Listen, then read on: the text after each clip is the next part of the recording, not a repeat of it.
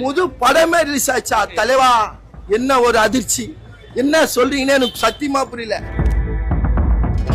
Friend தான் share பண்ணா, இந்த மாதிரி ஜனநாயக படம் ரீக் ஆயிருக்கு, ஒரு 5 மினிட்ஸ் தான் ரீக் ஆயிருக்கு அப்படின்னு சொன்னாங்க. ஷேர் பண்ணாத அப்படின்னு சொல்லி ரிப்போர்ட் பண்ண சொன்னேன். அப்புறம் ஒரு 12 மணி போல ஃபுல் படமும் அச்சடியா வந்துச்சு அப்படின்னு சொன்னாரு.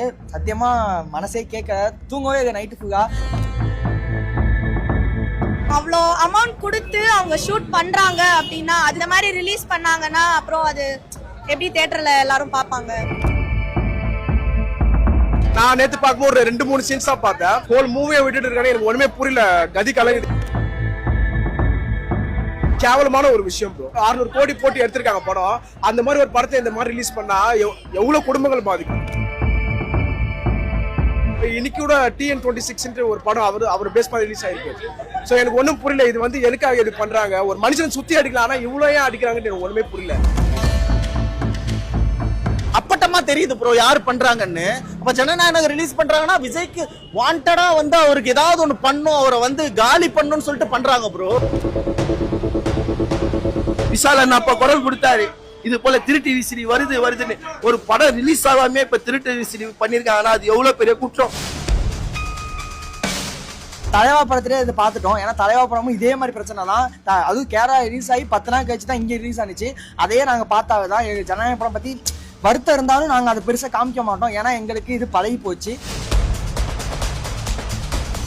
ஒரு படம் சென்சார் போர்ட்ல இருந்து ஒரு படம் ரிலீஸ் ஆகிற வெளியில வராத ஒரு படத்தை வந்து இப்படி HDல வெளில விடுறதுன்றது ரொம்ப தப்பு ப்ரோ. இந்த பாவம்லாம் உங்களை சும்மா விடாது.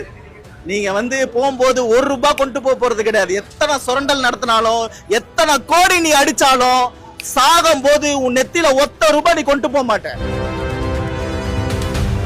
படம் ரிலீஸ் ஆகட்டும், எங்க வேணா ரிலீஸ் ஆகட்டும், எத்தனை மில்லியன் பேர் வேணா பார்க்கணும்.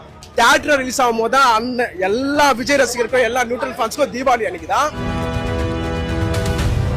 ஜனநாயக படத்தை எப்போ ரிலீஸ் பண்ணாலும் பார்க்க தான் போறோம் நாங்க. ஓகே, நாங்க இப்போ அச்சடி யாரும் போய் டவுன்லோட் பண்ணி பார்க்க போறது கிடையாது.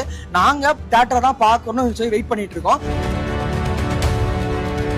கரெக்டா ஓட்டு இந்த வாட்டி பார்த்து போடுங்க. யாருக்கு போடணும் நீங்க தீர்மானம் பண்ணி போடுங்க. ஏன்னா உங்கள் உரிமை, உங்கள் ஓட்டு உங்க கையில். அதை பார்த்து தயவு செஞ்சு போடுங்கடா பாவீங்களா. இந்த எலெக்ஷன்ல நல்ல ஒரு தீர்ப்பு, மக்கள் தீர்ப்பை சொல்லுங்க. என்னோட ஓட்டு விஜய் சாருக்கு தான்.